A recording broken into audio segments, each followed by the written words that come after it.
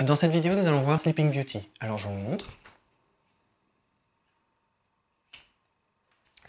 Pour ceux qui n'ont pas encore regardé la vidéo précédente dans la série, donc la vidéo de UFO, je leur conseille vivement de commencer par la visionner avant de vous attaquer à Sleeping Beauty pour deux raisons. La première, c'est que Sleeping Beauty, c'est une variante. Il y a presque aucune différence, il y a juste un geste en plus par rapport à UFO. Mais le principe est exactement le même.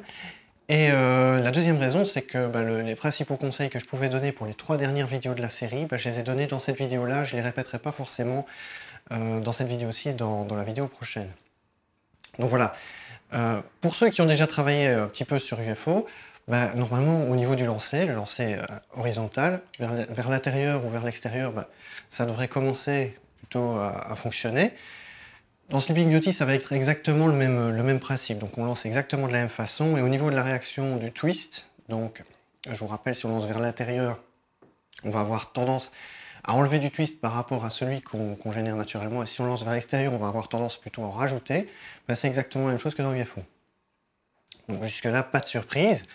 La différence ici, c'est qu'il va falloir... le principe, c'est de maintenir le yo-yo à une certaine hauteur. Donc on va le lancer, on va essayer de l'amener plus ou moins à la hauteur de la poitrine.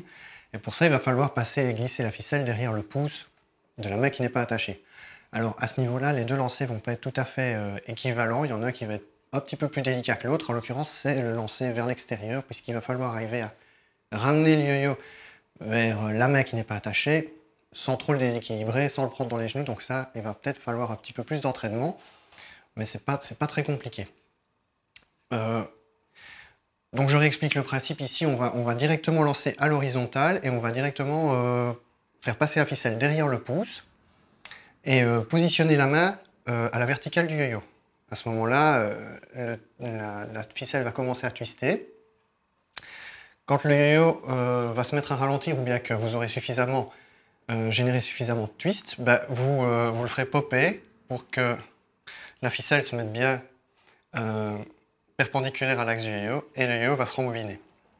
Donc ici, je vous le remonte, le lancer vers l'intérieur. Vous le faites popper et voilà, le yo-yo se rembobine. Ici, on en reparlera à la fin de la vidéo, mais j'ai généré énormément de twists. Donc, je vais le lancer vers l'extérieur, ce qui va avoir tendance à annuler le twist que j'ai généré. Il en reste encore un petit peu. Enfin, c'est presque bon. Justement, au niveau de la gestion du twist, vous allez vite vous rendre compte. Pour UFO ou au prochain trick qu'on va voir, donc dans la prochaine vidéo, ce sera Sidewinder. Sleeping Beauty, c'est pas forcément le trick le plus confortable pour gérer la tension dans la ficelle, simplement parce que ça va très vite pour enlever ou pour rajouter du twist. Et on a très peu d'amplitude, donc on a vite fait dépasser la quantité de twist qu'on veut rajouter ou enlever. Et ça fait de ce trick un trick un peu moins confortable que les deux autres dont je vous ai parlé. Ça reste un trick assez amusant à apprendre, assez amusant à montrer aussi.